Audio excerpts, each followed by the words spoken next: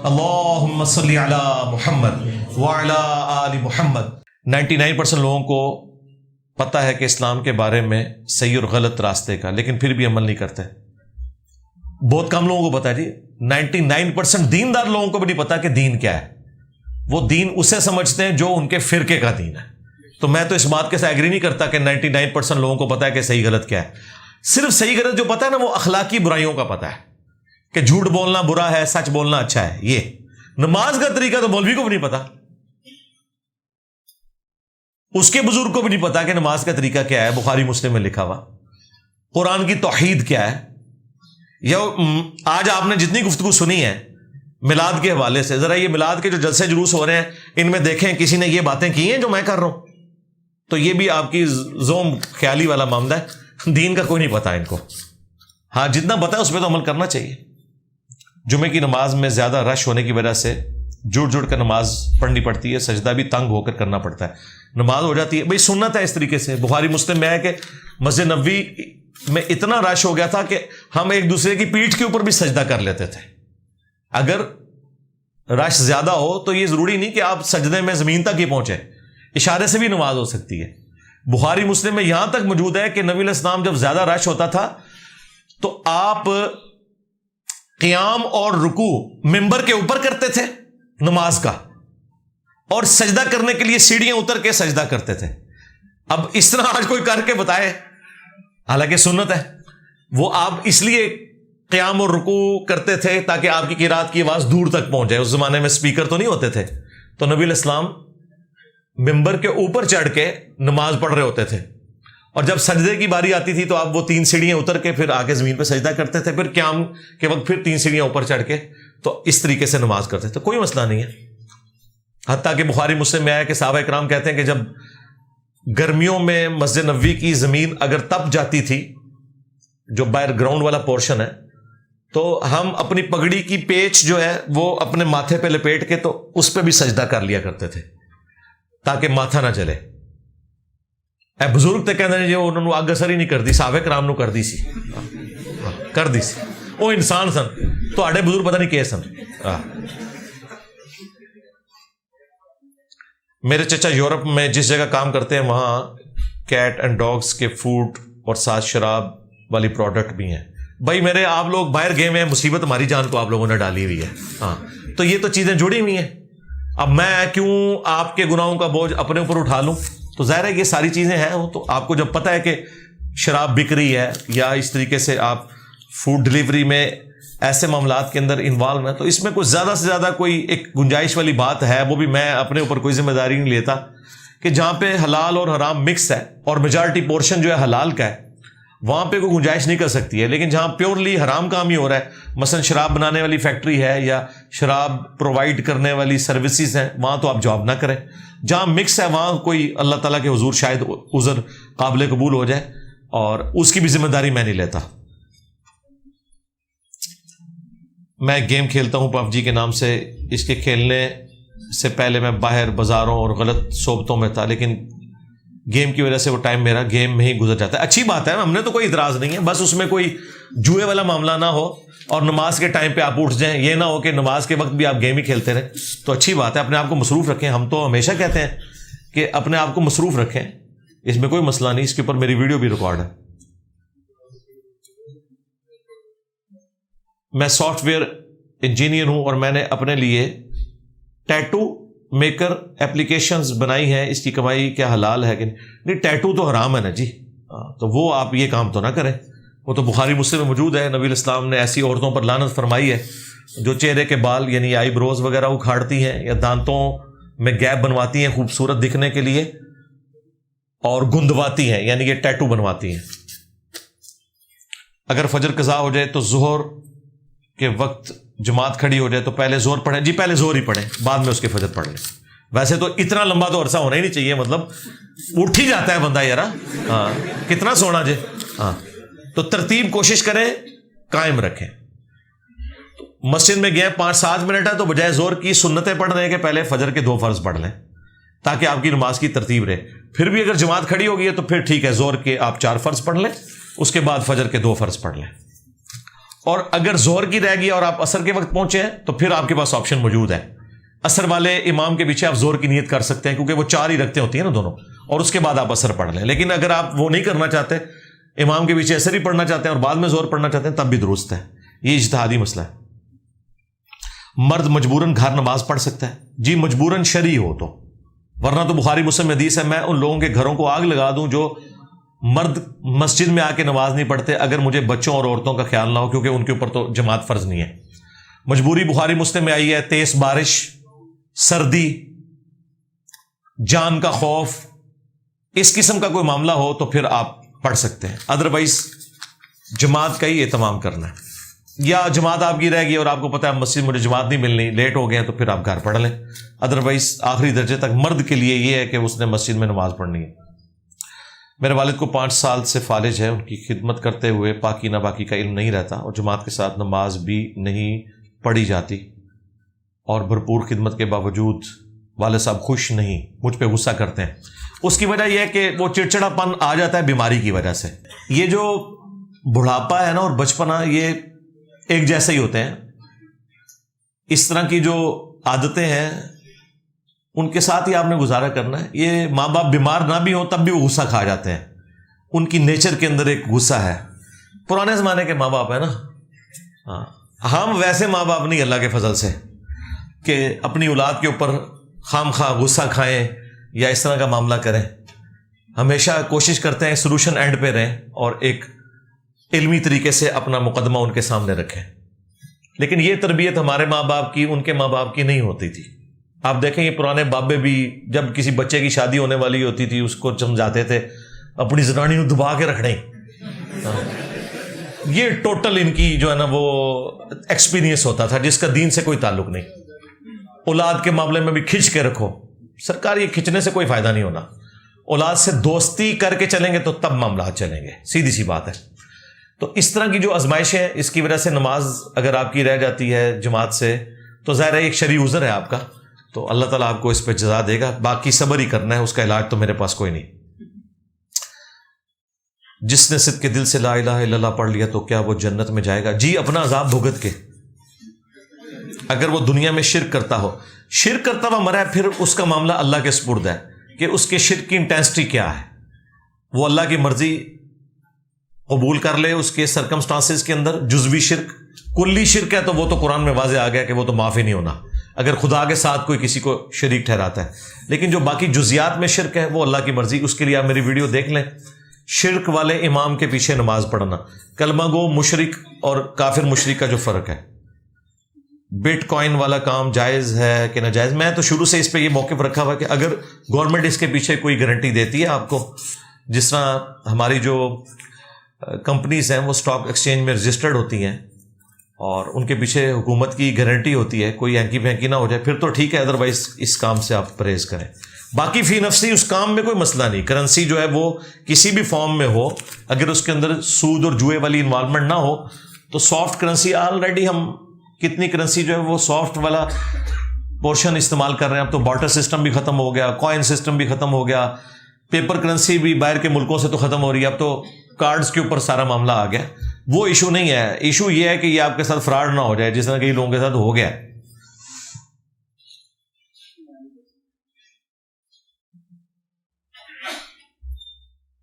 Saving account کھلوانا جائز ہے؟ اگر نہیں تو کیا کرنٹ اکاؤنٹ کھلائیں؟ جی کرنٹ اکاؤنٹ ہی کھلوانا چاہیے اور یہ بھی ایز اے لاسٹ ریزارٹ ہے. اور اسلامک بینک میں کھلوائیں تو وہ زیادہ بہتر ہے. باغی کسے کہتے ہیں؟ کیا 70 سال سے آئین پاکستان سے ماشاء اللہ کی صورت میں بغاوت نہیں ہو رہی؟ جی ہو رہی ہے نا جی. اب 70 سال کی گراوٹ ہے, اس کو ٹھیک ہوتا ہے تو ٹائم لگے گا نا. بالکل ہو رہی ہے, اللہ کا شکر ہے. اور ساروں نے اس کے مزے لوٹے ہیں, یہ میں آپ کو بتا دوں. یعنی جب تک کوئی حکومت میں ہوتا ہے اس وقت تک اسے اس چیز کی سمجھ نہیں آتی ہے. جب نکلتا ہے تو پھر وہ کہتا ہے ووٹ کو عزت دو. ہاں, اور جب دوسرا نکلا ہے تو وہ کہہ رہا ہے میں آئین کی پاسداری کے لیے لگا ہوا ہوں, میں فوج کے خلاف جہاد کر رہا ہوں. ٹھیک ہے, حالانکہ وہی پرانی اسٹیبلشمنٹ کے ساتھ مل کے اس نے اپنے دشمنوں کے ساتھ جو کچھ کیا اس وقت اس کو سمجھاتے تھے کہ بھئی اللہ سے ڈر, تیرے پہ بھی برا وقت آئے گا. اور دیکھ لیں اب, مجھے تو یہ باہر آتے ہوئے بھی نہیں نظر آ رہا. بالکل یہ میری بات یاد رکھیے گا, مجھے بالکل یہ مستقبل قریب میں کوئی دور دور تک آثار نہیں نظر آ رہے. ٹھیک ہے, تو مسئلہ یہ ہے کہ جب آپ اس سسٹم کے بینیفیشری ہوتے ہیں نا, اس وقت دوسروں کو آپ جو ہے نا وہ آگے لگا کے رکھتے ہیں, اور جب آپ کے اوپر برا وقت آتا ہے تو آپ کہتے ہیں میرے ساتھ یہ کیوں ہو رہا ہے. تو بھائی سب نے حصہ ڈالا ہے اس میں, سیدھی سی بات ہے. اور یہی ہے اسٹیبلشمنٹ کو بھی ہم یہی کہتے ہیں کہ اگر آپ سے لوگ نفرت کر رہے ہیں, آج چوراہوں میں بیٹھ کے, ہوٹلوں میں بیٹھ کے آپ کو ڈسکس کر رہے ہیں, تو یہ آپ کے بزرگوں کے کیے ہوئے کارنامے ہیں. جس طرح فرقوں کے کیے ہوئے کارنامے ان کے بزرگوں کے, ان کی عوام اور آج کل کے لوگ بھگت رہے ہیں, اس طرح آپ کے بزرگوں کے جو کارنامے ہیں وہ آپ کو بھگتنے پڑیں گے. تو یہ کچھ عرصہ لگے گا تو پھر ہی معاملات سیٹل ہوں گے. ہماری تو دعا ہے کہ سیٹل ہو جائیں. شرک کے بعد سب سے بڑا گناہ کون سا ہے؟ نماز چھوڑنا بھائی. شرک کے بعد سب سے بڑا گناہ جو ہے وہ نماز چھوڑنا ہے. اور اگر حقوق العباد میں لے آئیں تو قتل ناحق, یہ سب سے بڑا گناہ ہے. قرآن حکیم بخاری اور مسلم کی روشنی میں ناخن کاٹنے کا سنت طریقہ الیاس قادری صاحب سے پوچھیں. حدیث میں تو صرف ناخن کاٹنے کا ذکر ہے. صحیح مسلم میں 40 دن کے اندر ایک دفعہ آپ صلی اللہ علیہ وآلہ وسلم نے غیر ضروری بال اور ناخن کاٹنے کا حکم فرمایا, اور یہ 40 لیٹ سے لیٹ ہے. ویسے تو ہر ویک میں کاٹ لیے جائیں, لیکن زیادہ سے زیادہ 40 دن کے اندر ایک دفعہ آپ نے ناخن اور غیر ضروری بال صاف کرنے ہیں. باقی وہ جو بتاتے ہیں نا طریقہ, دائیں ہاتھ سے شروع کر کے پھر دائیں پہ ختم کرنا ہے, یہ انہوں نے خود ہی لکھے ہوئے ہیں. پرانی قیمت میں مال موجود ہے اور قیمت بڑھ جائے تو ہم بڑھا سکتے ہیں. جی بڑھا سکتے ہیں, آپ کا رائٹ ہے, اس میں کوئی مسئلہ نہیں ہے. صرف چور بازاری, ذخیرہ اندوزی وہ کرنا منع ہے. ظاہر ہے اب آپ کے پاس چیز پڑی ہے, اس کی قیمت بڑھ گئی ہے, تو وہ آپ کا رائٹ ہے, آپ بیچ سکتے ہیں. اگر آپ پرانی قیمت پہ بیچنا چاہتے ہیں وہ آپ کی مرضی ہے, لیکن اگر آپ بڑی بھی قیمت پہ بھی بیچ دیں تو کوئی مسئلہ نہیں. اسلام نے جو پروفٹ ہے اس کی کوئی حد مقرر نہیں کی ہے کہ آپ کتنا پروفٹ لیں گے, اور نہ یہ ہو سکتا ہے. میں نے بارہا عرض کیا ہے کہ اسلام آباد میں جو منڈی ہے وہ I-10 کے قریب ہے. I-10 میں جو بندہ سبزی یا فروٹ بیچے گا اسے تو کرایہ بہت تھوڑا پڑ رہا ہے, 1.5-2 کلومیٹر کا. لیکن وہی سبزی اور فروٹ اگر F11 میں ایک بندہ جا کے بیچے گا تو اس کو کرایہ بھی 3-4 گنا پڑ رہا ہے, اور وہاں پہ دکانیں بھی زیادہ مہنگی ہیں. تو یہ ہو نہیں سکتا کہ ایک بندہ یہاں سے 50 روپے کلو آلو اٹھائے, I-10 میں وہ 60 بیچ رہا ہے تو F11 میں بھی 60 بیچے. بھائی F11 میں وہ 100 روپے کلو بیچے گا تو تب جا کے اسے کوئی پروفٹ ہوگا. تو اسلام نے کوئی ایسی حد مقرر نہیں کی ہے. صرف یہ کہا ہے کہ ذخیرہ اندوزی نہیں کرنی ہے آپ نے کہ ساری مارکیٹ سے آلو اٹھا لیں اور اس کی قلت ہو جائے اور پھر اپنی مرضی سے اس کی قیمت بڑھائیں. لیکن اس کو انشور کرے گے ہمارے حکومتی ادارے. ہاں جی, اور وہ آپ کو پتا ہے کیا کر رہے ہیں, وہ بس وہ اپنے بڑوں کی خدمت میں لگے ہوئے ہیں. ٹھیک ہے, ہر ادارہ جو ہے وہ اپنے بڑوں کی خدمت میں لگا ہوا ہے, عوام کے لیے کوئی بھی سوچنے کے لیے تیار نہیں. کل دیکھیں میں وہ رات کو دیکھ رہا تھا, 12 بندوں کی بینائی ضائع گئی ہے جعلی ٹیکے کی وجہ سے. لاہور کے اندر وہ 40,000 سے لے کر 1 لاکھ روپے تک کا ٹیکہ تھا, اجمیر شریف کا بنا ہوا, تو وہ 1200 روپے کا بیچ رہے تھے بغداد شریف والے. تو وہ ظاہر ہے پھر 1200 کا آپ کو پھر وہ یہی دیں گے نا. اس سے تو بہتر تھا اس میں پانی بھر دیتے, کم از کم اس کی بنائی تو نا بندوں کی جاتی. اب وہ چلی گئی ہے تو اب ساروں کو خیال ہے کہ جی یہ بک رہا ہے, جی سارے پورے پنجاب سے انہوں نے ریٹریو کر لیا ہے. بھائی اللہ کے بندو, جو ڈیمیج ہونا تھا, جن لوگوں کی بنائی ضائع ہونی تھی وہ تو ہو گئی نا. پہلے تم لوگ کہاں تھے؟ اور یہ سارے کے سارے لوگ شامل ہیں. ابھی بھی میں ٹی وی پہ سن رہا ہوتا ہوں کہ وہ جناب جی اتنے 1000 مقدمات درج ہو گئے ہیں بجلی چوروں کے خلاف. بہرحال میں جو اکثر کہتا تھا نا پوری قوم ہی چور ہے, تو اب آپ دیکھ لیں ہر جگہ ہی آپ کو بجلی چور نظر آ رہے ہیں. اچھا وہ بجلی چوروں کے خلاف تو مقدمات ہو رہے ہیں, لیکن جن لائن مینوں نے وہ سارے ٹرانسفارمر لگا کے دیے, کنڈے لگا کے دیے, ان کی ٹرانسفریں ہو رہی ہیں. جی ٹرانسفر کر دیے, مطلب وہ بجلی خود تو نہیں کوئی چوری کرتا, عام آدمی مطلب بجلی کو ہاتھ لگاتا ہے, مجھے بتائیں. تو یہ سارے لوگ بیچ میں انوالو ہیں. یہی چیز ہے.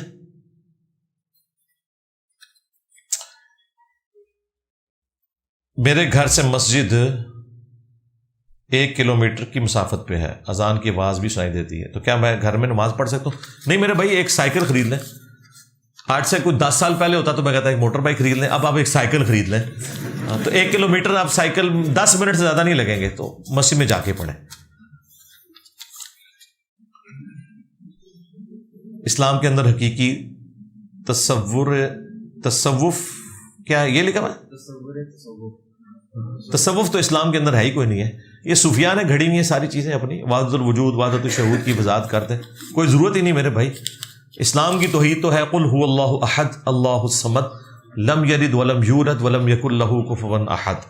اسلام کی توحید ہے لیس کمثلہ شیء وہو السمیع البصیر. اللہ کی مثل کوئی شے نہیں ہے. ہاں جی, اسلام کی توحید یہ ہے. یہ جو ساری کی ساری جو ان لوگوں نے کام کیے نا, فارغ تھے میرے بھائی تو یہی کچھ کام کرنے تھے. سیدھی سی بات ہے, جب آپ کے پیٹ میں روٹی بھی ہو, آپ دنیا کے حکمران بھی ہوں, گھر بیٹھے آپ کو وظیفے بھی لگے ہوئے ہوں, حکمران بلا بلا کے آپ کو خلتیں پہنا رہے ہوں, تو پھر آپ کے دماغ میں یہی فطور اتریں گے نا کہ آپ نے بیٹھ کے نئی نئی چیزیں ایجاد کرنی ہے. فلاسفہ کی کتابیں پڑھ پڑھ کے تو اس کو اپنے ساتھ حلال کرنے کی کوشش کرنی ہے, قرآن و سنت کو پس پش ڈالنا ہے. حدیث میں آتا ہے کہ بیٹی رحمت ہے, جب یہ بیٹی جب بیوی بنتی ہے تو اسے فتنہ بنا دیا جاتا ہے. بھائی یہ فتنہ جو ہے وہ پنجابی والا نہیں ہے, عربی والا ہے, آزمائش. یہ کوئی نیگیٹو معنوں میں نہیں ہے, پازیٹو معنوں میں ہے. بخاری مسلم میں حدیث ہے, میں اپنے بعد سب سے بڑا فتنہ تمہارے لیے تمہاری عورتیں چھوڑ کے جا رہا ہوں, یعنی ان کی وجہ سے تمہیں آزمایا جائے گا. قرآن میں ہے کہ اولاد بھی فتنہ ہے, بیویاں بھی فتنہ ہے, نہیں اس کے ذریعے اللہ تمہیں آزمائے گا. اس میں ان کی برائی نہیں بیان ہوئی بھی. آپ نے دیکھنا ہے کہ آپ نے بیوی بچوں کی ناجائز خواہشات کو پورا کرنے کے چکر میں انہیں بھی جہنم میں نہیں پھینکنا, نہ اپنے آپ کو. یہ مطلب ہے اس کا. جب وہ ماں بن جاتی ہے تو قدموں تلے جنت آ جاتی ہے. جی پہلے بھی قدموں تلے جنت ہی ہے. ہاں جی, ساس کی جنت اس کے بہو کے قدموں کے نیچے ہے. یہ ہمارا قول ذریعہ ہے. ہاں, اگر اس نے جنت کمانی ہے دنیا میں بھی اور آخرت میں بھی تو اپنی بہو کی خدمت کر لے. اور بہو کی خدمت یہ نہیں ہے کہ اس نے پاؤں دبانے, خدمت یہ ہے کہ اسے بھی اپنی مرضی کی زندگی گزارنے تھے.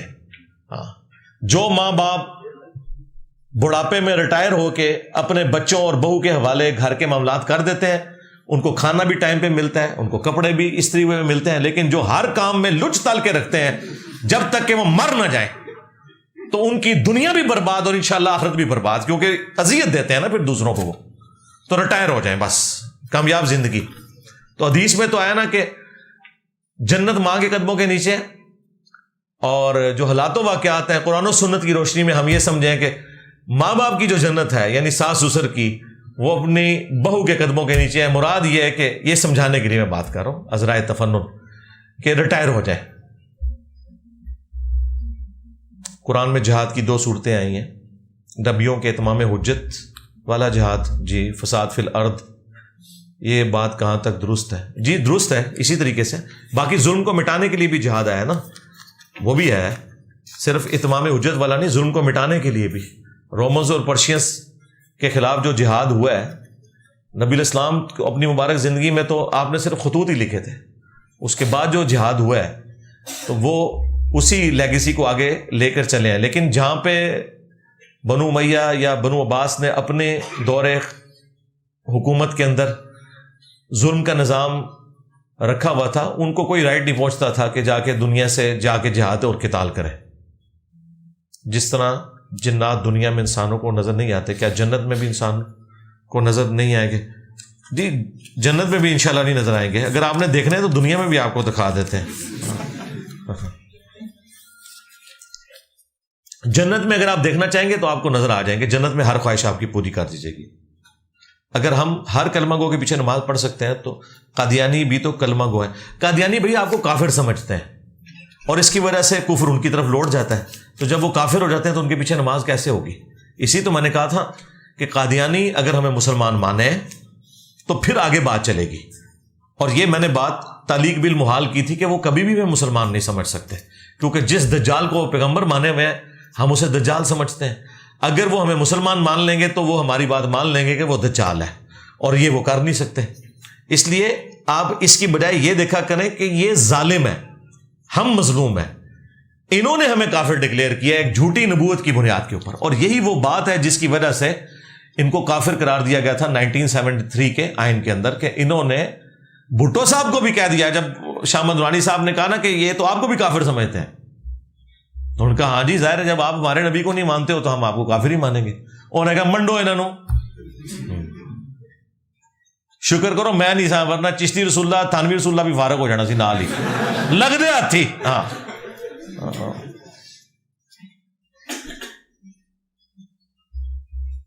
نبی اسلام نے بیٹی فاطمہ سے فرمایا کہ مرنے کے بعد تمہارے مال تمہارے ساتھ جائیں گے، تو کیا اولاد اپنے ماں باپ کے لیے سال ثواب کر سکتی ہے؟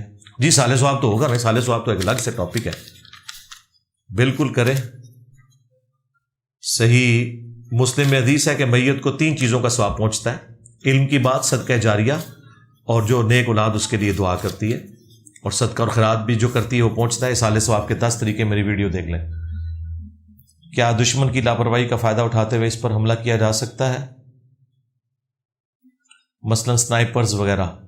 میدان جنگ میں تو آپ کر سکتے ہیں، گوریلا جنگ کی اسلام میں اجازت نہیں، حرام ہے، بالکل منع ہے۔ ابو داؤد ترمذی میں حدیث ہے، حضرت معاویہ کے دور میں مسلمانوں کا رومن امپائر کے ساتھ ایک ایگریمنٹ تھا، تو جب ایگریمنٹ مکمل ہونے میں 1 دن باقی رہ گیا تھا، ایکسپائر ہونے والا تھا، تو انہوں نے بارڈر پہ لا کے فوج بٹھا دی کہ کل شام کو سورج غروب ہوگا، ہم ان پہ حملہ کر کے ان سے علاقہ چھین لیں گے۔ تو ایک صحابی آگے بڑھے، انہوں نے کہا میں آپ کو یہ کام نہیں کرنے دوں گا، کیونکہ نبی الاسلام نے فرمایا کہ جس قوم سے معاہدہ ہے جب تک اعلانیہ اس معاہدے کو نہیں توڑیں گے ان کے اوپر آپ جنگ مسلط نہیں کر سکتے۔ وہ جو ہمارے ایک ایکس تھے نا ISPR کے اسپوکس مین، تو وہ کہا کرتے تھے محبت اور جنگ میں سب کچھ جائز ہے، تو میں نے ان کو بھی جواب دیا تھا بھائی اسلام میں محبت اور جنگ میں سب کچھ جائز نہیں ہے، یہ ذہن میں رکھیے گا۔ جنگ کے بھی اصول ہیں اسلام میں، محبت کے بھی اصول ہیں، تو اس طریقے سے یہ معاملہ نہیں کر سکتے۔ اس لیے مولانا مودودی نے مخالفت کی تھی 1948 میں، جب پاکستان نے اپنی فوج داخل کی تھی کشمیر میں، کہ آپ یا تو اعلانیہ ان سے جنگ کریں، یہ نہیں ہو سکتا کہ اوپر آپ اقوام متحدہ کی جو باؤنڈریز ہیں ان میں بندے ہوئے ہیں اور اندر خانے آپ نے گریلا وار کیا ہے۔ تو آپ دیکھ لیں یہ کشمیر جہاد کا بھی رزلٹ جو نکلا ہے، ہم تو پہلے کہتے تھے اس طریقے سے جہاد نہیں ہوتا، جہاد ہوگا اعلانیہ۔ اب انڈیا ہم سے بدلہ اتار رہا ہے، جو کچھ وہ بلوچستان میں کر رہا ہے، اور آئے دن یہاں پہ کتنے کشمیری رہنما ہیں جن کو وہ چن چن کے قتل کروا رہا ہے، تو اب ان کا موقع لگا ہوا ہے۔ پیڑے کمند ہیں، پیڑے نتیجے۔ بخاری کی حدیث 2924 بیری بیڑے والی، اس کے اوپر میری تفصیلی ویڈیو ریکارڈ ہے، اب بیری بیڑا لکھیں اور انجینئر مدنی مرزا تو یہ ویڈیو کھول جائے گی۔ میرا دوست دیوبندی مجھے کہتا ہے کہ علماء کرام ساری رات بھی سوئے رہیں، ہم ساری رات عبادت کریں، برابر نہیں۔ بالکل ٹھیک ہے، وہ علماء کرام ہو نا، علماء کرائم کے لیے یہ بات نہیں ہو رہی، ہاں علماء کرام ہو، علم والے ہوں، بالکل صحیح کہہ رہے ہیں۔ لیکن اگر آپ اس سے مراد یہ دیوبندی دوست ہے تو اسے کہیں کہ یہی وجہ ہے کہ ہم کہتے ہیں کہ الیاس قادری صاحب پوری رات سوئے بھی رہنا، آپ ان کے قدموں کی خاک بھی نہیں ہو، تو دیکھیں اس کی پھر دیوبندیت پھڑکے گی، وہ کہے گی وہ تو گمراہ ہے۔ ہاں ان کو وہ بھی آپ کے بزرگوں کو علماء کرام کو یہی سمجھتے ہیں۔ یہ دیوبندی علماء کرائم یہ لکھا کریں، ہاں یہ جو کہتے ہیں نا علماء کا سونا لکھا کریں دیوبندی علماء کا سونا، کیونکہ بریلویوں کا جاگنا بھی آپ کے لیے لعنت ہے، ان کا سونا بھی لعنت ہے۔ ہاں یہ رحمت تو آپ کے اپنے علماء کی بات ہے، یعنی ایک فرقے کے علماء، اسلام کے علماء نہیں۔ آپ نے اکثر نالائن مبارک کا بیج، اور اکثر نہیں ہو اللہ نے بندے ایک پروگرام ہی چلایا ہے، اکثر لگایا ہوتا ہے، کیا یہ بدعت نہیں ہے؟ اس میں ہی آپ میری ویڈیو دیکھ لیں، اکثر لگایا ہوتا ہے۔ ہم اہل حدیث مسجد میں زیادہ تر نماز پڑھتے ہیں جب سے ان کو یہ پتہ چلا کہ ہم علی بھائی کے فالوور ہیں۔ آپ ہمارے فالوور ہے ہی نہیں ہیں، آپ نبی الاسلام کے فالوور ہیں۔ وہ ہم کو گستاخ صحابہ سمجھتے ہیں، تو سمجھنا تھا اس سے کوئی فرق پڑتا ہے؟ ان کا اپنا یار ان بیچاروں کا سٹیٹس یہ ہے کہ انہیں پاکستان کے کروڑوں لوگ گستاخ رسول سمجھتے ہیں، تو جب گستاخ صحابہ کہیں تو آپ ان کے کہیں ہم آپ سے بہتر ہیں، ہاں تم گستاخ رسول ہو، تو کہیں گے نہیں وہ ایویں الزام لگاتے ہیں، انہوں کو پھر تسی بھی ایویں الزام لاتے ہو، ہوں تمہیں لڑ گئی ہے 2812 تو میں کیا کراں؟ دیکھیں اگر آپ کو آپشن دی جائے کہ گستاخ رسول مرنا چاہتے ہو یا گستاخ صحابہ، تو آپ کہیں گے کہ ہم تو دونوں نہیں مرنا چاہتے، لیکن پھر بھی اگر ایک آپشن ہے تو گستاخ رسول تو نہیں مرنا چاہتے کیونکہ ایمان ہی چلا جائے گا۔ تو اہل حدیث تو گستاخ رسول ہیں ان کے نزدیک، میں کہہ رہا ہوں، تو انہیں پھر سمجھ آ جائے گی کہ اس تکلیف کا۔ بھئی جب کروڑوں لوگ لاکھوں لوگوں کو گستاخ رسول سمجھتے ہیں، تو لاکھوں لوگ اپنے مقابلے پہ آئے ہوئے لاکھوں لوگوں کو اگر گستاخ صحابہ کہتے ہیں تو اس کی ورتھ ہی کوئی نہیں ہے، نہ سو ادھروں۔ اگر ہم اپنے بیٹے بیٹی کو قرآن پاک حفظ یا عالم بنانا چاہیں تو کس مدرسے میں پڑھائیں؟ مدرسے تو بچا کے رکھو جی، اگر آپ نے تعلیم دلوانی ہے، الہدا انٹرنیشنل اچھا ادارہ ہے، وہاں آپ کروائیں، وہاں دین و دنیا دونوں کی تعلیم دی جائے گی انشاءاللہ۔ آپ کی ویب سائٹ کا نام اہل سنت کیوں ہے؟ اس کے لیے آپ میرا انٹرویو دیکھیں، میں نے اس میں تفصیل سے بتایا ہے کہ کیوں رکھا ہے اہل سنت۔ اللہ تعالیٰ انسان کی قیمتی چیز کی آزمائش کیوں کرتے ہیں؟ اس لیے کہ ظاہر ہے قیمتی چیز کی آزمائش ہوگی تو تب اس کے اوپر جنت ملے گی نا.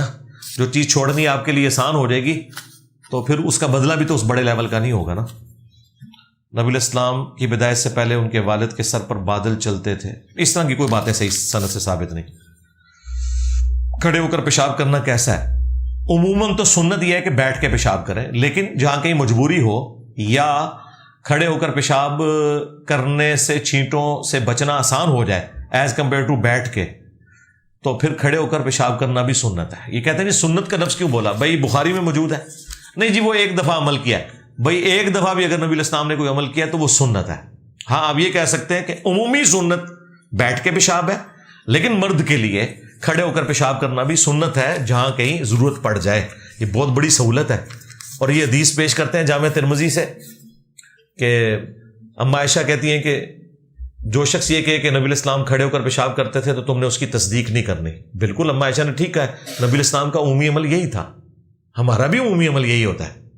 لیکن ترمذی کی اس حدیث سے آگے امام ترمذی نے ایک اور چیپٹر باندھا ہے جس میں لکھا ہے اس معاملے میں رخصت کا بیان، اور وہاں پہ بخاری کی وہ حدیث لے کے آئے کہ نبی علیہ السلام نے کھڑے ہو کر پیشاب کیا، اور امام ترمذی نے عقیدہ بتایا کہ مرد کے لیے کھڑے ہو کے پیشاب کرنا بھی جائز ہے.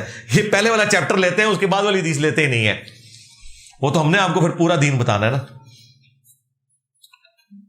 کسی سے اگر گناہ کبیرہ ہوتا دیکھ لیں جس کے بتانے سے اس کے گھر اجڑتا ہو تو کیا اس صورت میں بھی گھر بچانے کے لیے جھوٹی قسم اٹھائی جا سکتی ہے؟ ہاں اس لیول کے اوپر آپ جھوٹی قسم نہ اٹھائیں، آپ مطلب کوئی درمیان کا راستہ اختیار کریں نا. جھوٹ جن مواقع پہ بولا جا سکتا ہے ان میں سے ایک موقع بھی ہے صلح کروانے کے لیے، تو آپ بول سکتے ہیں بشرطے کہ وہ اپنے آپ کو سدھار لے بعد میں. لیکن یہ سارا جھوٹ اس وقت ہے جب کوئی رشتہ بنا ہوا ہے. اگر کوئی شخص اپنی بیٹی کا رشتہ ابھی کرنا چاہ رہا ہے اور آپ سے مشورہ مانگے پھر آپ جھوٹ نہیں بول سکتے، ورنہ آپ خائن ہوں گے، سیدھے جہنم میں جائیں گے. کیونکہ جو بندہ آپ سے مشورہ مانگتا ہے وہ اپنی امانت آپ کے سپرد کرتا ہے، تو آپ کا رائٹ ہے. آپ اپنی بیٹی کا بھی رشتہ کرنے کے لیے تیار نہیں ہوں گے تو بتا دیں کہ بھئی یہ ٹھیک نہیں ہے بندہ. میرا بھائی باہر کے ملک گیا ہے، میرے گھر والے اس کا صدقہ دیتے ہیں، گھر والے اس کی تصویر سے گھما کر دیتے ہیں. اور یار یہ تو بس ہندوؤں سے ہی سیکھ لیا نا، گھمانا تو کوئی ضروری نہیں. بھائی جس کی راہ میں خرچ کر رہے ہیں اسے تو پتہ ہے خام خواہ. عبداللہ ابن عباس قرآن کی آخری 2 سورتوں کو قرآن کا حصہ نہیں مانتے تھے. عبداللہ ابن مسعود ہیں آپ کے نزدیک قرآن میں تعریف ماننے والا کافر ہے؟ نہیں، وہ یہ کہتے تھے کہ یہ نبی علیہ السلام نے دعا کے طور پر تعلیم کی ہیں. عبداللہ ابن مسعود رضی اللہ تعالیٰ عنہ کا یہ موقف تھا، لیکن بعد میں انہوں نے اس سے رجوع کیا ہے. رجوع ہمیں اس طرح ملتا ہے انڈائریکٹلی کہ ان کے شاگردوں نے جو قرآن قرات ٹرانسفر کی ہے امت کو، امام حفص کی جو قرات ہے، جو ہم عموماً جس قرات میں قرآن پڑھتے ہیں، قرآن تو 7 قرات میں، وہ عبداللہ ابن مسعود کے شاگردوں نے کیا ہے اور اس میں آخری 2 صورتیں موجود ہیں. تو یہ کسی کو لگ سکتا ہے معاملہ. وہ یہ نہیں کہتے تھے کہ یہ آخری 2 صورتیں نبی علیہ السلام نے تعلیم نہیں کی ہیں. ان کا موقف یہ تھا کہ نبی علیہ السلام پہ جادو ہوا تو یہ دعا کے طور پر کلمات نازل ہوئے. باقی صحابہ کرام کا موقف تھا یہ قرآن کا حصہ ہے، اور باقی صحابہ کا موقف بھی درست تھا. لہٰذا عبداللہ ابن مسعود رضی اللہ تعالیٰ عنہ کا موقف پہلے غلط تھا اور بعد میں انہوں نے رجوع کر لیا. مرد کے لیے چاندی کی انگوٹھی پہننے کی مقدار کتنی؟ 4.5 ماشے صرف چاندی کی. ابو طالب کے بارے میں اپنا موقف بیان کرتے ہیں. میں نے بارہا کہا ہے کہ ان کے بارے میں ہم خاموشی اختیار کرتے ہیں. اہل سنت اور اہل تشیع میں 2 طرح کی آراء پائی جاتی ہیں. قرآن پڑھ کر کسی مردے کو بخشنا کیسا ہے؟ مردے کے لیے صرف آپ دعا کریں گے، صدقہ خیرات کریں گے، قرآن پڑھ کے بخشنا کوئی ثابت نہیں. کیا نیک لوگوں کا وسیلہ جائز ہے؟ جی، نیک لوگوں سے جا کے دعا کروانا یہ وسیلہ جائز ہے. ہاں جو دنیا سے چلا جائے پھر اس کا واسطہ وسیلہ نہیں ڈالا جا سکتا، اسی کے لیے دعا کی جا سکتی ہے. وسیلے کے اوپر تفصیلی میری ویڈیو دیکھ لیں، وسیلے کے نام پہ دھوکہ. وسیلے کو ہم مانتے ہیں لیکن وہ وسیلہ جو نبی علیہ السلام نے تعلیم فرمایا. قبرستان جا کر والدین کے لیے کیا پڑھ سکتے ہیں، دعا مانگ سکتے ہیں؟ بھئی وہی دعا مانگنی جو قبرستان کی دعا ہے، السلام علیکم اہل الدیار من المؤمنین والمسلمین. اور ماں باپ کے لیے تو آپ ٹینشن نہ لیں، آپ کے ہر نیک عمل کا ثواب آٹومیٹکلی آپ کے ماں باپ کو مل جاتا ہے، کوئی ٹینشن نہیں لینی ہے آپ نے. نماز جنازہ میں 7 صفوں سے زائد صفیں ہو تو کیا طاق کرنا؟ یہ بس پبلک میں مشہور ہے طاق کرنا. صحیح مسلم موجود ہے، نبی الاسلام نے ایک نماز جنازہ پڑھائی جس میں 2 صفیں تھی، تو آپ نے وہ توڑ کے 3 نہیں کی ہیں، یہ انہوں نے یہاں پہ کیا ہوا توڑ کے 3 کرتے ہیں اور طاق بنانے کی کوشش کرتے ہیں. جب تک اگلی صف میں جگہ ہے آپ پیچھے لادہ صف نہیں بنا سکتے. کیا اقامت جس امام کے لیے پڑھی جائے تو اس امام کے علاوہ کوئی دوسرا امام؟ بھائی اقامت امام کے لیے نہیں پڑھی جاتی، اقامت جماعت قائم کرنے کے لیے پڑھی جاتی ہے. ہاں جی، کوئی بھی امام پڑھا سکتا ہے، کوئی مسئلہ نہیں. اسلام میں ٹیٹو بنوانے پر پابندی ہے، لیکن احادیث میں صرف عورتوں کو منع کیا گیا ہے، مردوں کو منع کیا؟ جی مرد بھی منع ہے. یہ عمل جو ہے وہ عموماً عورتوں کے لیے ذکر اس لیے ہوا کہ عورتوں میں زیادہ یہ فیشن والا معاملہ ہوتا تھا، خوبصورت دکھنے کے لیے ٹیٹو بنوانا. ٹھیک ہے، یہ نہیں ہے کہ مردوں کے لیے وہ جائز ہو گیا، چونکہ عورتیں عموماً وہ کام کرتی تھی اس لیے ان کا ذکر کیا گیا. مردوں کے لیے بھی منع ہے، اتفاق ہے اس کے اوپر. اب جو پرانے آپ بنوا چکے ہیں انہیں ختم کروانے کی ضرورت نہیں ہے، نہ وہ ختم ہونے ہیں، خام خواہ زخم کر بیٹھیں گے اپنے آپ کو، وہ توبہ کافی ہے. جب زندگی، موت، رزق، کامیابی، ناکامی تک کا علم اللہ کو ہے، پھر یہ آزمائش کیسی ہے؟ اس کے اوپر تو میں نے کئی ایک ویڈیوز ریکارڈ کرائی ہیں. ڈیسٹنی، مسئلہ تقدیر لکھیں. یہ آزمائش اس لیے ہے کہ اللہ تعالیٰ نے دنیا میں آپ کو اختیار دے کر بھیجا ہے. یہ اللہ کے علم میں ہے نا، یہ اللہ کے علم کے ہم و پابند نہیں ہو گئے ہوئے.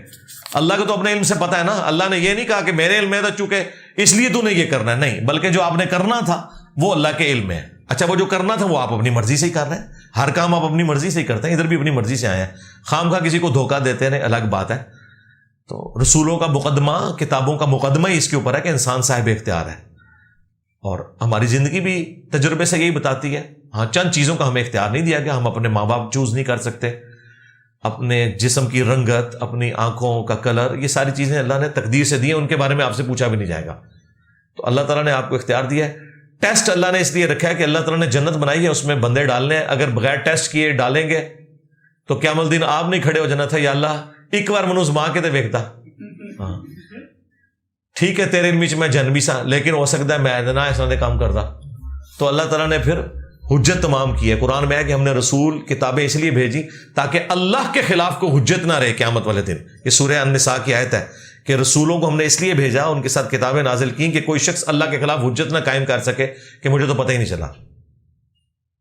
کیا قرآن کو عربی سیکھ کر پڑھنا ٹھیک ہے یا بغیر عربی؟ دونوں کام کریں. عربی بھی پیرلل میں سیکھیں اور جو ترجمہ ہے اس کو پڑھیں، تاکہ یہ نہ ہو کہ آپ ویل انوینٹ کرتے کرتے ہی مر جائیں. اور دوسرا، آپ عربی سیکھ بھی لینا. کسی بریلوی دیوبندی اہل حدیث شیعہ نے آپ کی عربی ماننی کوئی نہیں. انہوں نے کہنا سانو ساڑھے بابے دا ترجمہ دسو. تو بہتر ہے کہ آپ ان کے بابوں کا ڈائریکٹ ترجمہ پڑھیں اور اپنی اصلاح کر لیں. اور پیرلل میں عربی آپ نے شوق کے طور پہ سیکھنی، وہ ضرور سیکھیں. سورہ لقمان میں 5 وعدے ہیں، آج کی تحقیق کے درمیان جو تضادات ہے. کوئی تضاد نہیں. آپ علم نجوم کے اوپر میری ویڈیو دیکھ لیں، میں نے اس میں بھی بتایا تھا کہ یہ جو اللہ تعالیٰ کہتا نا کہ کوئی شخص نہیں جانتا کہ اسے کہاں پہ موت آئے گی، کس سرزمین میں وہ مرے گا، ماں کے پیٹ میں کیا ہے، یا اسی طریقے سے بارش کا علم اللہ کے ساتھ خاص ہے. تو کوئی شخص بھی فزیکل انسٹرومنٹ کے بغیر ان چیزوں کو ڈیٹیکٹ نہیں کر سکتا. مثلا آج ہے 24 ستمبر 2023. کوئی انسٹرومنٹ دنیا کا یہ بتا سکتا ہے کہ 24 ستمبر 2024 کو بارش ہوگی یا نہیں؟ یہ اللہ کے پاس ہے. لیکن انسٹرومنٹ آپ کو یہ بتا سکتا ہے کہ 30 ستمبر کو بارش ہوگی کہ نہیں. وہ ظاہر حساب لگاتے ہیں وہاں سے بادل چال پڑے ہیں اور یہ ہوگا. یہ فزیکل علم ہے. زمین کے نیچے پانی فزیکل علم ہے، انسٹرومنٹ کے ذریعے ڈیٹیکٹ کر کے بتا دیتے ہیں. ماں کے پیٹ میں کیا ہے، الٹرا ساؤنڈ کے ذریعے فزیکل علم ہے. قرآن جس کی بات کر رہا ہے نا، وہ یہ نہیں کوئی جانتا کہ ماں کے پیٹ میں بدبخت ہے یا خوشبخت. ہاں، والذی خلقکم فمنکم کافر ومنکم مؤمن. وہی تمہیں پیدا کرتا ہے. پیدا کرنے والا ایک ہے، لیکن کچھ کافر ہوتے ہو کچھ مومن. دنیا کا کوئی انسٹرومنٹ نہیں بتا سکتا کہ یہ جو پیدا ہونے والا بچہ ہے یہ مومن ہے یا کافر ہے، یہ بعد میں کیا بنے گا. یہ تقدیر اللہ کے ساتھ خاص ہے. ہاں، اللہ تعالیٰ جانتا ہے اور اپنے پیغمبر کے ذریعے، جس طرح صحیح مسلم میں حدیث ہے، نبی علیہ السلام نے غزوہ بدر سے ایک دن پہلے زمین پہ لکیریں کھینچی، کہا کل یہاں پہ ابو جہل کی لاش پڑی ہوگی، یہاں پہ عتبہ کی ہوگی، یہاں پہ شیبہ کی ہوگی. اور صحابہ کرام کہتے ہیں اللہ کی قسم ذرا بھی اس جگہ سے ہٹی نہیں، وہیں پہ لاشیں اگلے دن ان کی پڑی ہوئی تھی. اب یہ وہ علم غیب ہے جو اللہ تعالیٰ اپنے پیغمبروں کو دیتا ہے. ہاں، یہ والا کسی کے پاس نہیں ہے. آپ علیہ السلام نے فرمایا تو ابو ذر ہو جا، جبکہ غلام سعود سعیدی نے یہ کیا لکھا ہے؟ ابو ہیثمہ لکھا ہے. تو دونوں کیا ایک ہی صحابی کے نام ہے؟ ہاں تو ایک ہی صحابی کے نام ہوں گے، ہو سکتا ہے، اس میں کون سا ایسا مسئلہ ہے؟ سیکولرزم کا لفظی مطلب ہی لادینیت ہے، تو آپ کو نہیں لگتا جب آپ یہ الفاظ میں میرے بھائی ان چیزوں سے باہر نکلے ہیں، اس طرح کی ہم آپ پہ یہ چیزیں اس طرح نہ کیا کریں خدا کے لیے. جب میں کوئی بات بول رہا ہوتا ہوں تو ظاہر ہے وہ ایک دیندار بندہ بول رہا ہوتا ہے اور اسے ایکسپلین کر رہا ہوتا ہے. اب مجھے تو آپ لوگوں سے تو اپنا اسلام نہیں منوانا، آپ کے بزرگوں کا اسلام ہمارے نزدیک ثابت نہیں ہو رہا، تو ہم آپ کو اپنا اسلام کیسے ثابت کریں گے ان لوگوں کے ماننے والوں کو جن کے بزرگوں نے کلمے پڑھائے ہوئے ہیں. تو یہ سیکولرزم کی جب ہم نے بات کی تھی وہ یہ ہے کہ سیکولرزم وہ تو پھر ڈیموکریسی کی بھی بات ہوتی ہے. تو یہ سارے آپ کی مذہبی جماعتیں تو پاکستان کی اسمبلیوں میں بیٹھی ہوئی ہیں، ان سے پوچھیں ڈیموکریسی تو اسلام میں کفر ہے آپ کے نزدیک، آپ کے بزرگوں کے نزدیک، تو وہ آپ کو بتائیں گے اسلامک ڈیموکریسی جائز ہے. تو سرکار اسلامک سیکولرزم جائز ہے؟ نہیں، سیکولرزم تو ہوتا ہی لادینیت ہے. تو سر ڈیموکریسی بھی تو لادینیت ہے، ان سے پوچھیں. وہ کہتے ہیں کہ انسان کی مرضی کہ وہ چوز کرے، یہ تو اللہ کر سکتا ہے.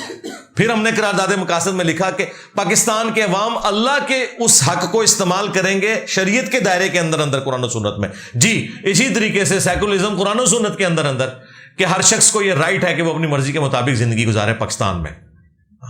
آپ کسی سے علمی اختلاف کر سکتے ہیں، اس کو قتل نہیں کریں گے. آپ قادیانیوں سے ہمارا علمی اختلاف ہے، ہم ان کی آنے والی نسلوں کو اسلام کی دعوت دیں گے، نہ کہ یہ کہ ان کی عبادت گاہیں توڑنا شروع کر دیں، انہیں قتل کرنا شروع کر دیں. تو بھائی اس کا تو بڑا خطرناک رزلٹ نکلے گا. احمد صاحب بریلوی نے تو دیوبند اور اہل حدیث کو بھی کافر لکھا ہوا ہے. ہاں تو ٹی ایل پی کی حکومت آنے دیں تو بچنا انہوں نے بھی کوئی نہیں. ہاں جو آج خاموش تماشائی بنے ہوئے ہیں.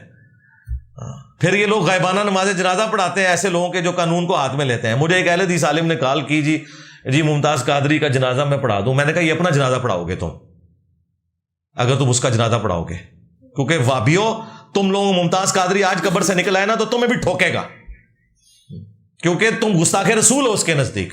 تو تم اپنا جنازہ پڑھنا چاہ رہے ہو. جو لوگ قانون کو ہاتھ میں لیتے ہیں ان لوگوں کو تم سپورٹ کرتے ہو. شرم آنی چاہیے. یہ تم لوگوں کو بھی قبروں میں پہنچا کے رہیں گے. تو یہ میرے بھائی اللہ سے ڈر جائیں کہ کوئی اسلامی حکومت یہاں پہ آ جائے. توبہ توبہ توبہ. اسلامی حکومت نہیں جی اتنے آنی، اتنے بریلوی حکومت، دیوبندی حکومت تے وابی حکومت آنی، اسلامی حکومت نہیں جی آنی. جو تک فرقے نہیں جے مک دے، جو ہم کر رہے ہیں انشاءاللہ تعالی. یوٹیوب کی ارننگ جو بغیر فوش اور میوزک کے ایڈز آتے ہیں، جی اس طرح کے کوئی آتے ہیں تو ہمیں بھی کوئی طریقہ بتائیں. اس طرح کا طریقہ بھی یوٹیوب نے تو کوئی ایجاد نہیں کیا. وہ زیادہ کیٹیگری ڈیفائن کرتا ہے، لیکن اس کی حالت بھی یہ ہے کہ آپ شیونگ بلیڈ کا اشتہار بھی اس میں بھی عورت گھسائی ہوئی ہے. تو اس طرح کی کوئی کیٹیگرائزیشن نہیں ہو سکتی، صرف پروڈکٹ کے اوپر ہوتی ہے. والدین کی بات ماننا اور والدین کی اطاعت میں کوئی فرق ہے؟ جی اللہ رسول کے احکامات کے اندر آپ نے ان کی اطاعت کرنی ہے. جہاں اللہ رسول کی نافرمانی کریں، مثلا وہ کہیں جی زنانی چھوڑ دے، تو اس میں آپ بات نہیں مانیں گے، یہ ظلم ہے. اور اگر ماں باپ کو یہ بات سمجھ نہ آئے تو انہیں کہیں کہ تمہاری بیٹی کو اگر اسی طریقے سے اس کے داماد کے ماں باپ مشورہ دیں کہ بھئی اس کو چھوڑ دیں، تو کہیں گے نہیں، تو یہ بھی تو کسی کی بیٹی ہے. کسی کے ہاتھ پر بیعت ہونا کس حد تک جائز ہے؟ فراڈ ہے جی ٹوٹل یہ پیری مریدی کا سسٹم. ابھی بھی نہیں یقین آ رہا آپ کو؟ تو انہوں ڈائریکٹ ہاتھ لگن گے پھر یقین آئے گا. بیعت جو ہے وہ اللہ کے ساتھ ہے آپ کی. قرآن میں ہے کہ اللہ تعالیٰ نے مومنین کی جانیں اور مال جنت کے بدلے میں خرید لی ہیں، اس بیعت پر خوشی مناؤ. بائی کہتے ہیں عربی میں بیچنے کو. ہم نے سب کچھ اللہ کے آگے بیچ دیا.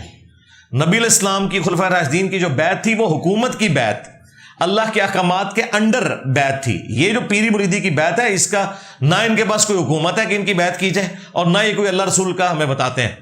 یہ تو اپنے بزرگوں کے سلسلے لے کے چل رہے ہیں. سگریٹ کی کمائی حلال ہے؟ جی غلط ہے جی. نشہ آور چیز میں تو نہیں آتی ہے، لیکن دوسری کیٹیگری میں آتی ہے نا، سلو پوائزننگ میں. وَلَا تُلْقُوا بِأَيْدِيكُمْ إِلَى التَّهْلُكَةِ. اپنے ہاتھوں سے اپنے آپ کو ہلاک مت کرو. صدقہ جاریہ کی کتنی اقسام ہے؟ بے شمار قسمیں ہیں جی. کیٹیگری آپ کہہ سکتے ہیں بڑی بڑی. علم کا صدقہ جاریہ ہے، مال کے ذریعے صدقہ جاریہ ہے، آگے آپ جتنی چیزیں اس کے نیچے لے آئیں وہ آ جاتی ہیں. اگر بدکاری کا خطرہ ہو تو کیا غیر فطری طریقے سے شہوت پوری کرنا جائز ہے؟ جی حرام ہے جی. قرآن میں ہے کہ جن لوگوں کا نکاح نہیں ہوتا وہ اپنے آپ کو پاک دامن رکھیں. اگر غیر فطری طریقہ آپ سمجھتے ہیں پاک دامنی ہے تو پھر ضرور کریں, حالانکہ ایسا نہیں ہے. یہ ڈاکٹر ذاکر نائک نے بھی اس کے اوپر مسٹربیشن پہ جب بات کی تھی تو میں نے اس پہ ویڈیو ریکارڈ کرائی تھی, وہ آپ دیکھ لیں. اللہ پاک ایسا کیوں چاہتا ہے کہ انسان کو بنا کر کچھ کو جنت اور کچھ کو دوزخ میں ڈال دے؟ بھئی اللہ کی مرضی, ول آف دا گاڈ ہے. جنت میں پہنچ جائیں گے پھر پوچھ لیں گے انشاءاللہ. ابھی تو بھائی جس نے آپ کو دھکا دے کے پانی میں پھینکا ہے نا, اور ایک بندہ دریا کے کنارے آپ کو آواز لگا رہا کہ ہاتھ پاؤں مارو کنارے پہ لگ جاؤ گے, آپ کو نہیں, میں نے ہاتھ پاؤں نہیں مارنے, پہلے دسو منو تکا کیوں دیتا, تو ڈوب جاؤ گے سرکار. تو وقت کا پیغمبر بھی کنارے پہ کھڑے ہو کے آپ کو آواز دے رہا ہے کہ اس طریقے سے ہاتھ پاؤں مارو, جنت تک پہنچ جاؤ گے کنارے تک.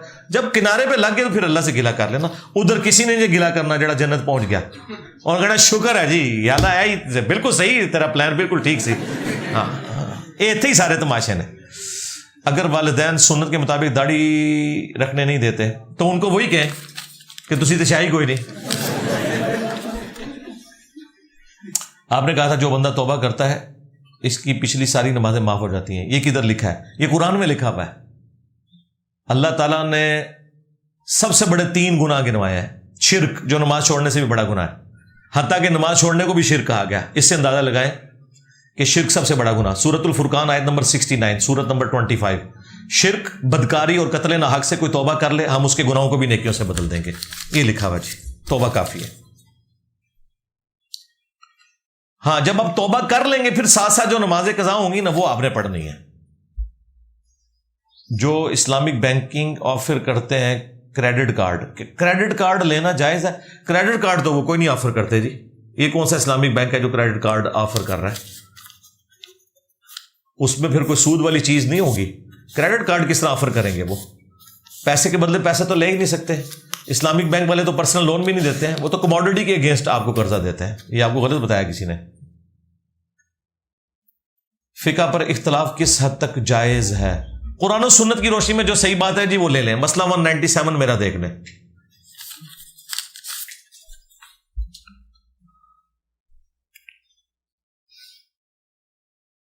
ڈالر کو کم دام پر لے کر مہنگے دام میں بیچنا, اگر گورنمنٹ اجازت دے تو یہ آپ کا رائٹ ہے. لیکن اب گورنمنٹ نہیں اجازت دے رہی کہ کوئی شخص ضرورت سے علاوہ ڈالر سٹورز کرے تو ظاہر ہے پھر یہ غلط ہو جائے گا. ہنڈی کا کاروبار بھی غلط ہوگا. بالکل اس طرح نہیں آپ کر سکتے. لیکن یہ کہنا کہ کسی کے پاس سونا گھر پڑا تھا اور سونے کی قیمت چڑھ گئی تو اب وہ حرام ہو گیا, نہیں, اس طرح نہیں ہوتا. حرام نہیں ہوگا. ہر وہ مذہبی عمل جو سنت نہیں ہے اسے بدعت کہہ سکتے ہیں؟ جی دین کے اندر اگر کوئی داخل کیا گیا ہے, جیسے ہر روز روزہ رکھنا, جی یہ تو بدعت ہے. نبی علیہ السلام نے منع فرمایا. آپ نے فرمایا کہ روزانہ روزہ رکھنے والا ایسا ہے گویا کہ اس نے روزہ رکھا ہی نہیں. ایک دن چھوڑ کے ایک دن روزہ رکھو, تو یہ بدعت کیا ہے؟ یہ تو گناہ ہے. روزانہ روزہ رکھنا خلاف سنت ہے. اکثر نماز پڑھتے ہوئے آگے سے گزر جاتا ہے تو کیا نماز توڑ کر؟ نہیں, نماز تو آپ کی نہیں ٹوٹے گی, وہ گناہگار ہوگا. آپ نے اسے روکنا ہے یا سامنے سترا رکھیں. اس کے اوپر میری تفصیلی ویڈیو دیکھ لیں, نمازی کے آگے سے گزرنا. جس طرح آپ نے سنی وہابی دیوبندیوں کی کتابوں سے گستاخانہ عبارتوں پر گرفت کی ہے, اس طرح شیعہ کی نہیں کی. جی شیعہ کی کتابوں میں سے لے انشاءاللہ گرفت کریں گے. ابھی تک جتنے لوگ لے کے آتے ہیں نا وہ ان کتابوں کو اون نہیں کرتے. شیعہ کا مسئلہ یہ ہے, تو اس لیے پھر میں چک جدو پانا نا پھر صحیح طریقے نال پانا وا. ہاں اس واسطے کمزور چک نہ پواؤ میرے کو. تو ابھی تک میں اسی لیے بڑے یعنی اہتمام سے ان معاملات کو لے کے چل رہا ہوتا ہوں نا. شیعہ کا دعویٰ ہے کہ امام مہدی حسن عسکری کے بیٹے ہیں, کیا یہ درست ہے؟ نہیں, اہل سنت کے ہاں تو یہ چیز ثابت نہیں ہے. باقی امام مہدی کے اوپر تو متفق ہے. کیا کسی غیر اسلامی ملک میں نوکری کے لیے جانا جائز؟ سارے ہی غیر اسلامی ملک ہیں. پاکستان بھی مسلمان ملک ہے, اسلامی ملک تو نہیں ہے. بھائی جہاں آپ کو بجلی کا میٹر لگوانے کے لیے بھی رشوت دینی پڑے وہ اسلامی ملک ہوگا؟ یورپ اور امریکہ اسلامی ملک ہے, ہمارا مسلمان ملک ہے. بڑی گہری بات میں نے کی ہے. چاندے کی چیزوں کو آپ دیکھ رہے ہیں نا. ادروائز یہاں سے بھی جو مسلمان ہیں نا وہ جان بچانے کے لیے ان ملکوں میں جاتے ہیں اور وہاں جا کے کہتے ہیں جی یہود و نصارہ کا دین آپ چھوڑ دیں. امام حنیفہ از ویک, یہ کیا لکھے, اور آنےسٹ نریٹر ان حدیث. جی حدیث کی فیلڈ میں وہ کمزور تھے. اس پہ میری ویڈیو ریکارڈ ہے, مسئلہ 197 میں نے ڈسکس کیا. کفری کلمے کا دفاع کرنے والے دیوبندی کے پیچھے نماز پڑھنے کا کیوں کہتے ہیں؟ جو تو دفاع کرتا ہے اس کے پیچھے میں کبھی بھی نماز پڑھنے کا نہیں کہتا. میں نے کب کہا کہ جو کہ تھانوی رسول اللہ جائز ہے کہنا اور کہلوانا اس کے پیچھے نماز درست ہے؟ یہ تو میں نے کبھی نہیں کی. وہ تو انکار کرتے ہیں, اور اگر وہ اقرار کر کے اس کا دفاع کریں اور کہ یہ بالکل ٹھیک کام کیا تو بالکل نماز نہ پڑھیں. بالکل نہ پڑھیں, کس نے کہا؟ آپ نے ایک بار فرمایا تھا کہ اب ان فرقہ بازوں کی چیخیں نکلیں گی, تو ہم نے دیکھا ہے کہ یہ تمام علماء واقعی چیخ رہے ہیں, تو آپ کو کشف ہو جاتا ہے. نہیں, کشف نہیں ہوا مجھے, ظاہر یہ نیچرل چیز ہے نا. جب ان کی دم کے اوپر پاؤں آئے گا تو یہ دیکھیں نا, بڑا برا وقت آیا جانا ہوتا ہے. یقین کرو انہوں نے کہتے سوچا سی, یہ تو جو کچھ مرضی ممبر سے بیان کر دیں ان کو پوچھ ہی نہیں سکتا تھا. اب یہ آیت حدیث بھی بیان کرتے ہیں تو ڈرتے ہیں کہ کہیں وہ پوچھ ہی نہ لے کہ یہ کہاں لکھا ہے. ہاں, تو یہ الٹیمیٹلی چیخیں تو نکلنی تھی, یہ تو ہونا تھا. یہ کشف والا معاملہ نہیں ہے. ایک امام صاحب کے پیچھے نماز مغرب ادا کی, وہ رکوع سجود والی تسبیحات بھی بلند آواز سے پڑھ رہے تھے. جائز ہے, پڑھ سکتے ہیں, جہر نمازوں میں پڑھ سکتے ہیں بلند آواز سے. حضرت آدم علیہ السلام کو اللہ تعالیٰ نے جنت سے نکالا تھا, کیا وہ بطور سزا تھا یا اللہ نے ان کو زمین؟ بھائی زمین کا تو فیصلہ پہلے ہی ہو چکا تھا کہ زمین میں خلیفہ بنانے والا ہوں, یہ اللہ کے پلان کا حصہ تھا. کوئی سزا ضرور نہیں ہے, معافی ہو چکی ہے. یزید کیا خلفاء میں شامل ہے؟ جی خلفاء میں اس اعتبار سے تو شامل ہے کہ وہ حکمران ہے, لیکن جو خلافت کی جو ایک ٹرم ہے نا, ایک متبرک ٹرم, اس میں تو خلفائے راشدین ابو بکر, عمر, عثمان علی اور حسن ابن علی ہیں. اس میں تو یزید کے والد صاحب بھی خلیفہ نہیں ہے, وہ ملک ہے, بادشاہ. ایک عورت دوران عدت گھر سے کسی ضروری کام کے لیے نکل سکتی ہے, مثلا بازار سے کوئی چیز لینا, فوتگی پہ؟ نہیں جی نکل سکتی جی, بالکل. باقی لوگ اس کو ہیلپ آؤٹ کریں گے, نہیں نکلے گی, الا یہ کہ بیمار ہوگی اتنی اور آپ کو ہاسپٹل لے کے جانا پڑ گیا, وہ ایک الگ بات ہے. اپنے پیچھے بھی کسی کو تیار کریں جو فرقوں کی دکانیں بند کریں. بھائی دکانیں بند کر کے کھولنے سے تیار کرنا ہے. دوسرا یہ ہے کہ تیار اس لیے کیا جاتا ہے کہ آگے لیگیسی کو لے کے چلے. ہم نے تو کوئی لیگیسی چھوڑی نہیں, ہم تو خود نبی الاسلام کی لیگیسی کو آگے لے کے چل رہے ہیں. تو یہ تو سب نے کام کرنا ہے, کنتم خیر امۃ اخرجت للناس. اور دوسرا, آپ بندے اس لیے تیار کرتے ہیں تاکہ آپ نیشن کو ٹرانسفارم کریں, تو ہم نے آلریڈی کر دیا اللہ کے فضل سے. یہ مشن تو کمپلیٹ ہو چکا ہے. اب تو یہ ہے کہ یہ جو نیشن تیار ہوئی ہے اس نے اپنی آنے والی نسلوں کو تیار کرنا ہے. تو آپ ٹینشن نہ لیں, یہ اللہ نے بندے اپنے اٹھانے ہوتے ہیں. مولانا مودودی نے سوچا تھا کہ میرے بعد ڈاکٹر اسرار میری لیگیسی کو لے کے چلیں گے, یا مولانا اسحاق صاحب لے کے چلیں گے. یہ اللہ نے اپنے بندوں کو اٹھانا ہوتا ہے. کیا ہم صرف ایک رسم کی نیت سے ختم کل کروا سکتے ہیں؟ نہیں جی بالکل نہیں. جو آپ کے اختیار میں آپ یہ کام نہ کریں. خالی آپ ویسے صدقہ اور خیرات کریں میت کی طرف سے, رسومات نہ کریں. سجدوں میں رفع الیدین جائز ہے, کر سکتے ہیں. فضیلت وہی ہوگی جو رفع الیدین کی ہے, ہر انگلی کے اوپر 10 نیکیاں ملنا. نبی علیہ السلام سے عمومی سجدے میں رفع الیدین ثابت نہیں ہے, لیکن صحابہ کرام سے چونکہ ثابت ہے ہم اسے جائز سمجھتے ہیں. کچھ حدیثیں بھی ہیں, ان حدیثوں کی صحت کے اوپر اختلاف ہے. عبداللہ بن عمر رفع الیدین نہ کرنے والے کو کریہ ماننے والی حدیث کا حوالہ بتا دیں. یہ حدیث جو ہے وہ امام بخاری کی کتاب جز رفع الیدین کے اندر موجود ہے. جز رفع الیدین, اور انجینئر محمد علی مرزا لکھیں امام بخاری کی کتاب جز رفع الیدین, اس میں جتنی کریٹیکل روایتیں وہ اس کلپ کے اندر میں نے ڈسپلے بھی کروا دی ہیں. یہ کتاب ہماری ویب سائٹ ahlsunnatpak.com پہ رکھی ہوئی ہے. اس کا ریفرنس میں نے ریسرچ پیپر میں بھی دیا ہے, 8 نمبر ریسرچ پیپر, اینڈ پہ آپ کو مل جائیں گے. وہ والدین اگر ملک سے باہر بھیجنا چاہتے ہوں یہ کہہ کر کے ملک کے حالات ٹھیک نہیں, لیکن اولاد ملک میں ہی رہنا چاہتی ہو, ملک کا ملک میرے بھائی ملک کا سوچنا ہے تو باہر جاؤ. ہاں لاؤ اس کے اندر آکسیجن بھرو. ادھر بیٹھ کے آپ مجھے بتائیں, آپ کا باپ بیمار ہے, زندگی موت کی کشمکش میں ہے, تو اسے بھائی ہاسپٹل اٹھا کے لے کے جائیں گے نا. یہ تو نہیں کہیں گے میں اس کی خدمت ادھر کروں گا. تو اس وقت ملک کی تو حالت یہ ہے کہ ملک وینٹیلیٹر کے اوپر ہے, اسے ڈالرز چاہیے اور وہ باہر سے آئیں گے. بھائی اب یہ سارے بزرگ فیل ہو گئے ہیں جی, جو مسلح اٹھا کے تو سونا نکالا کرتے تھے. ہاں کیسے فیل ہوئے جے؟ سب سے زیادہ بزرگ اتنے جے پاکستان سارے فیل جے.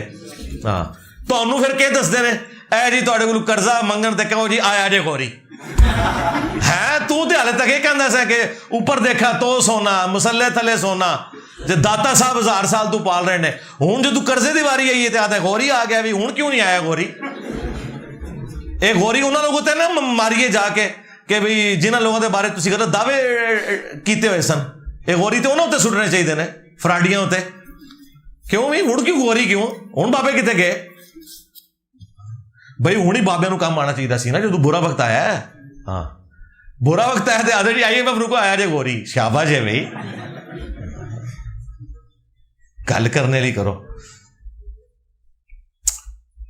جو قاری حضرات قرات کے دوران نماز میں وقف لازم والی آیات پر وقف نہیں کرتے اور روانگی سے پڑھ جاتے ہیں, کوئی مسئلہ نہیں ہے. یہ وقف لازم قرآن میں ضرور لکھا ہوا ہے لیکن یہ قرآن کا حصہ نہیں ہے, یہ قرآن نے سجیسٹ کیا ہوا ہے. اس طرح کی کوئی غلطی سے کوئی چیز ایسی لازم نہیں آتی ہے, بے فکر رہیں. آپ کنٹینیوسلی بھی اسے پڑھ سکتے ہیں. جس طرح آپ سورہ نصر میں بھی پڑھتے ہیں نا, اذا جاء نصر اللہ والفتح ورأيت الناس يدخلون في دين الله افواجا فسبح بحمد ربك واستغفر. بعض ادھر وقف کرتے ہیں, بعض ساتھ ہی پڑھ دیتے ہیں, ٹھیک ہے کوئی مسئلہ نہیں. یہ قرآن کا حصہ نہیں ہے, یاد رکھیے گا. یہ جو وقف اور یہ باقی ساری چیزیں یہ عربی لنگوسٹک میں پریفریبل ہے کہ یہاں پہ وقف کر لیں, نہ بھی کریں کوئی فرق نہیں پڑتا, بے فکر رہیں, کوئی ٹینشن نہیں. اس طریقے سے جہاں لا پڑی ہوئی ہے وہاں پہ کوئی روک بھی لے کوئی فرق نہیں پڑتا, کوئی مطلب میں فرق نہیں پڑتا.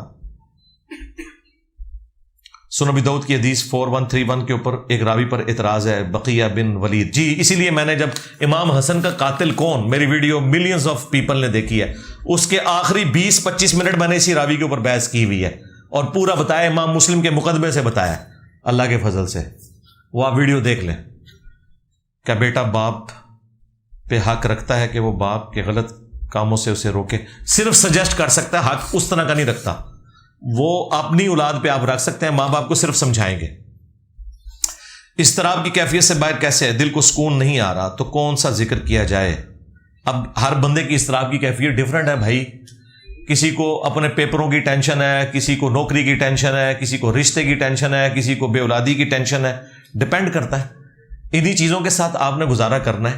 باقی اللہ تعالیٰ کی طرف رجوع رکھیں. انا للہ و انا الیہ راجعون, اللہم جرنی فی مصیبتی و اخلف لی خیرا منہا, یہ ذکر کریں.